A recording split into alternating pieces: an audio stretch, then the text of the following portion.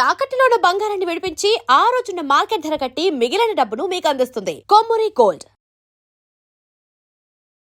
నమస్తే, welcome to Magna TV. నేను అనిత. ఈరోజు మనతో పాటు ఉన్నారు ఫెడికస్ హోమియోపతి డాక్టర్ తేజస్వి గారు. మ్యామ్ నమస్తే. మ్యామ్ నమస్తే అండి. మ్యామ్, ఇప్పుడు హోమియోపతి అంటేనే అంటే మనకి ఆ మెడిసిన్ చూస్తే చక్కెర గుళికల్లా కనిపిస్తుంది.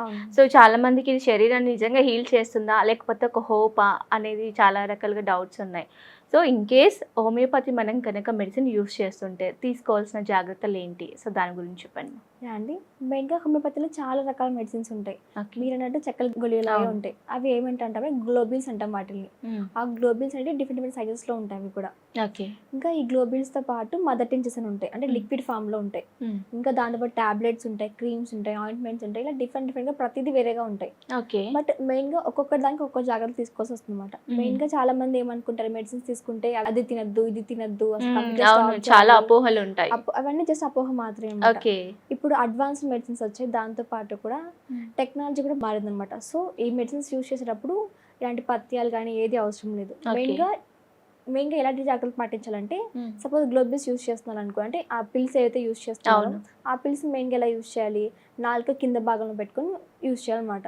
అంటే నాలుక కింద భాగంలో పెట్టుకోవడం వల్ల ఈజీగా డిజాల్వ్ అవుతుంది. దాంతోపాటు దాంట్లో ఉన్న మెడిసిన్ అనేది ఈజీగా మన బాడీలోకి అబ్జర్వ్ అవుతూ ఉంటుంది. ఓకే. ఇది చేస్తుంటాం. ఇంకా చిన్న పిల్లలు అనుకోండి, వాళ్ళకి ఇలా డైరెక్ట్గా తీసుకోలేరు కదా, కాబట్టి వాళ్ళకి ఆ గ్లోబిల్స్ని వాటర్లో డిజాల్వ్ చేసి ఆ స్పూన్ ద్వారా వాళ్ళకి ఇస్తుంటాం. ఓకే. లేదంటే నార్మల్గానే ఆ గ్లోబిల్స్ కొంతమంది టంగ్ పైన పెట్టుకుని సపరేట్ చేస్తూ ఉంటారు. ఇలా తీసుకుంటున్నారు. ఇలా తీసుకున్నప్పుడు టంగ్ కొంచెం క్లీన్గా ఉండాలన్నమాట. ఈ గ్లోబిల్స్ తీసుకున్నప్పుడు క్లీన్ టంగ్ ఉండాలి. దాంతోపాటు మెడిసిన్స్ తీసుకునే ముందు కానీ లేదంటే తర్వాత 15 minutes వరకు కాఫీ టీ ఏది తీసుకోవద్దని చెప్తుంటాం. ఎందుకంటే కాఫీ టీ అనేది గ్లోబిల్స్ యాక్షన్ని డిస్ట్రాయ్ చేస్తుంది అనమాట. Before after medicine. కొంతమందికి మెడిసిన్ తీసుకోవడానికి పొద్దున్నే మెడిసిన్స్ వేసుకోమని చెప్తుంటారు. అలాంటి వారు ఏం చేస్తుంటారు, క్లీన్ టంగ్తో కాఫీ టీ హ్యాబిట్ ఏది లేకుండా ఈవెన్ ఫుడ్ తిన్న తర్వాత అయినా కూడా ఒక 15 minutes గ్యాప్ ఇచ్చేసి దాని తర్వాత మెడిసిన్స్ తీసుకోవడం మంచిది. ఎందుకంటే ఇవి మైన్యూట్ పార్టికల్స్తో ఉంటాయి మెడిసిన్స్ అనేటివి. ఇది స్పైసీనెస్ కానీ లేదంటే నికోటిన్ కానీ ఇవన్నీ డిస్ట్రాయ్ చేయడం జరుగుతుంది అనమాట. సో ఇవన్నీ అవాయిడ్ చేయమని చెప్తుంటాం ఈ గ్లోబిల్స్ తీసుకునేటప్పుడు. మెయిన్గా కొంతమంది చిన్నపిల్లలు ఎలా ఉంటుందంటే వాళ్ళు నాలుగు తీసుకోలేరు అనమాట. వాళ్ళకి ఏం చెప్తుంటాం, స్కిన్ పైన రబ్ చేయమని చెప్తుంటాం. ఈ డైల్యూషన్ ఈ గ్లోబిల్స్ ఏవైతే ఉంటాయో ఆ గ్లోబిల్స్ డిజాల్వ్ చేసి డైరెక్ట్ స్కిన్ పైన రబ్ చేయడం కానీ లేదంటే ఆ స్మెల్ చూపించడం కానివ్వండి, దీని ద్వారా యాక్షన్ ఉంటుంది. చాలా మంది ఏమనుకుంటారు, అసలు గ్లోబిల్స్ అనే మెడిసిన్స్ లేదు, ఇలా స్మెల్ కానీ లేదంటే టచ్ చేస్తే కానీ మెడిసిన్ యాక్షన్ వస్తుంది అనుకుంటారు. బట్ ఇదంతా ఖచ్చితంగా వస్తుందండి. ఎందుకంటే దీంట్లో అంత మైన్యూట్ పార్టికల్స్ ఉంటాయి, ఆ యాక్షన్ అంత డీప్గా ఉంటుంది అనమాట. క్వాంటిటీ తక్కువ ఉన్నా కూడా మెడిసిన్ క్వాంటిటీ, బట్ దాని యొక్క యాక్షన్ చాలా డీప్గా ఉంటుంది. ఇది గ్లోబిల్స్ పరంగా. నెక్స్ట్ టాబ్లెట్స్ ఉంటాయి, ట్రిటేషన్ టాబ్లెట్స్ అంటాం వీటిని కామన్గా. 12x 6xలో కామన్గా అవైలబుల్గా ఉంటాయి. ఈ టాబ్లెట్స్ యూస్ చేస్తున్నప్పుడు సేమ్ మార్నింగ్ కానీ ఆఫ్టర్నూన్ కానీ నైట్ కానీ అడ్వైస్ చేస్తుంటారు. ఇలాంటి టైంలో కూడా సేమ్ 2 టాబ్లెట్స్ కానీ 4 టాబ్లెట్స్ కానీ డిఫరెంట్ సైజెస్లో ఉంటాయి. ఆ సైజెస్ పరంగా అడ్వైస్ చేస్తుంటారు. ఇలా యూస్ చేస్తున్నప్పుడు సేమ్ టంగ్ క్లీన్గా ఉండేలా చూసుకుంటుండాలి. దాని తర్వాత టాబ్లెట్స్ సపరిస్తూ ఉండాలి. కొంతమందికి దీనికి ఇబ్బందిగా అనిపిస్తుంది, డైరెక్ట్గా వాటర్తో పాటు తీసుకోవచ్చు అనమాట ఈ టాబ్లెట్స్. ప్రాబ్లం ఏమీ ఉండదు. దీని తర్వాత మదర్ టించెస్ అంటాం, అంటే లిక్విడ్ ఎలిషన్స్ ఉంటాయి కామన్గా. ఈ మదర్ టించెస్ అంటే ప్లాంట్ బేసిస్ సబ్స్టెన్స్ అనమాట. ప్లాంట్ బేసిస్ సబ్స్టెన్సెస్ అనమాట. ఇది వాళ్ళు ఎలా తీసుకోవాలంటే ఒక టీ గ్లాస్ ఆఫ్ వాటర్లో ఒక 10 drops యూస్ చేయమని చెప్తుంటాం. మనకి సపోజ్ మార్నింగ్ ఆఫ్టర్నూన్ అనుకోండి, లేదంటే మార్నింగ్ ఈవినింగ్ నైట్ అనుకోండి, అట్లా ఇలాంటి టైంలో ఒక టీ గ్లాస్ ఆఫ్ వాటర్ తీసుకోమని చెప్తుంటాం. అంటే కొంచెం వామ్ వాటర్, గోరువెచ్చని నీళ్ళలో ఒక 10 చుక్కలు వేసుకుంటాం. ఈ వేసుకొని జస్ట్ ఒక స్టిక్ చేసి తీసుకోవడం అని చెప్తుంటాం. ఇలా ఎప్పుడు మెడిసిన్స్ తీసుకున్నా టంగ్ క్లీన్గా ఉండాలి. అంటే బిఫోర్ ఆఫ్టర్ ఫుడ్ అయినా పర్లేదు, ఆ తిన్న స్పైస్ లెవెల్స్ మొత్తం పోయేలాగా, లేదంటే టంగ్ పైన ఎలాంటి టేస్ట్ కానీ ఏది లేకుండా ఉండేలాగా చూసుకుంటూ ఉండాలి. అప్పుడే మెడిసిన్ యాక్షన్ చాలా డీప్గా ఉంటుంది, ఈజీగా అబ్జర్వ్ అవుతుంది అనమాట. నెక్స్ట్ ఇంకా దీని తర్వాత ఆయింట్మెంట్స్ ఉంటాయి, లోషన్స్ ఉంటాయి, ఇవన్నీ ఉంటాయి. ఇవన్నీ యూజ్ చేసేటప్పుడు మనం ఎక్కడైనా ఆయింట్మెంట్ అప్లై అనుకున్నాం అనుకోండి, ఆ ఏరియా మొత్తం క్లీన్గా ఉండేలా చూసుకుంటున్నాం. ఎలాంటి డస్ట్ కానీ ఏదంటే ఏది లేకుండా చూసుకోవాలి. జస్ట్ డైరెక్ట్గానే అప్లై చేసుకుంటూ ఉండొచ్చు. ఇంకా మెయిన్గా చాలా మంది అనుకుంటారు హోమియోపతి మెడిసిన్స్ చేత్తో తగలవద్దు, పవర్ పోతుంది. మోస్ట్లీ ఎందుకంటే హైజీనిక్ ఇంపార్టెంట్ కాబట్టి ఈ హ్యాండ్ కూడా డస్ట్ కూడా మెడిసిన్స్ అబ్జర్వ్ అవుతుంది కాబట్టి అందుకని తగలద్దని చెప్తుంటాం. మోస్ట్లీ విత్ స్పూన్తో కానీ లేదంటే విత్ బాటిల్ క్యాప్తో కానీ ఇలా వేసుకోమని చెప్తుంటాం. గాలి తగిలినా కూడా మెల్ట్ అవుతాయి అంటారు, నిజమే? అలా ఏమి ఉండదండి, గాలి తగిలినా మెల్ట్ ఏమవ్వవు. బట్ మెయిన్గా సన్కి ఎక్స్పోజ్ అవ్వకుండా కూల్ ప్లేసెస్లో పెట్టుకోమని చెప్తుంటాం. అంటే మరీ ఫ్రిడ్జ్లో అని కాదు, normal room temperature. Direct sun exposure లేకుండా చూసుకోవడం మంచిది.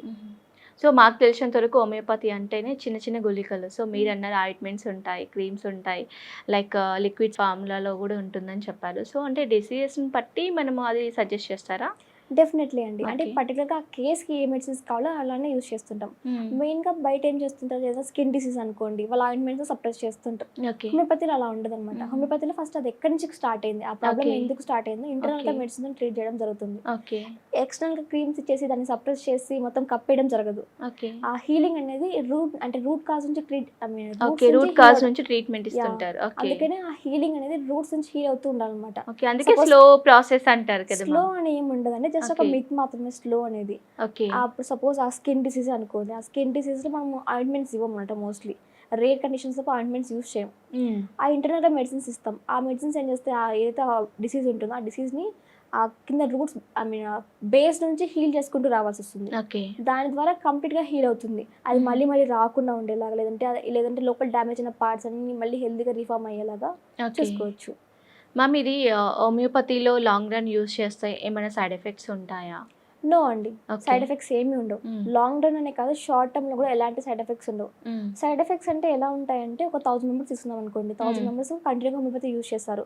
కొంతమంది షార్ట్ కానీ కొంతమంది లాంగ్ టర్మ్లో కానీ యూస్ చేస్తున్నారు అనుకోండి. ఆ 1000లో ఎవరికో ఒక్కరికి మాత్రం సైడ్ ఎఫెక్ట్స్ ఉంటాయి. ఓకే. ఆ సైడ్ ఎఫెక్ట్స్ ఎలా ఉంటాయి, వాళ్ళకున్న సిమ్టమ్స్ ఎక్కువ అయ్యేలాగా అనిపిస్తుంటాయి, లేదంటే ఇంకేమైనా సిమ్టమ్స్ యాడ్ అయి ఉంటాయి. బట్ వన్స్ ఆ మెడిసిన్ స్టాప్ చేసిన వెంటనే వాళ్ళకున్న ప్రాబ్లమ్స్ కంప్లీట్గా తగ్గిపోతాయి అనమాట. ఓకే. ఇది సైడ్ ఎఫెక్ట్స్ కింద కన్సిడర్ చేయం, మెడిసిన్ అగ్రవేషన్ అంటుంటాం దీన్ని. ఇది అందరిలో కనిపించదు, థౌజండ్స్లో ఒకరికి అలానే కనిపిస్తుంటుంది. ఓకే. బట్ దీనివల్ల వాళ్ళకి ఇంటర్నల్గా సైడ్ ఎఫెక్ట్స్ అంటే ఏది ఉండవు. వెయిట్ గెయినింగ్ కానీ, హార్మోనల్ ఇంబ్యాలెన్స్ కానీ, లేదంటే నార్మల్గా స్లీప్ ప్రాబ్లమ్స్ కానీ, ఇవన్నీ ఏది ఉండవు. జీరో సైడ్ ఎఫెక్ట్స్ ఉంటాయి.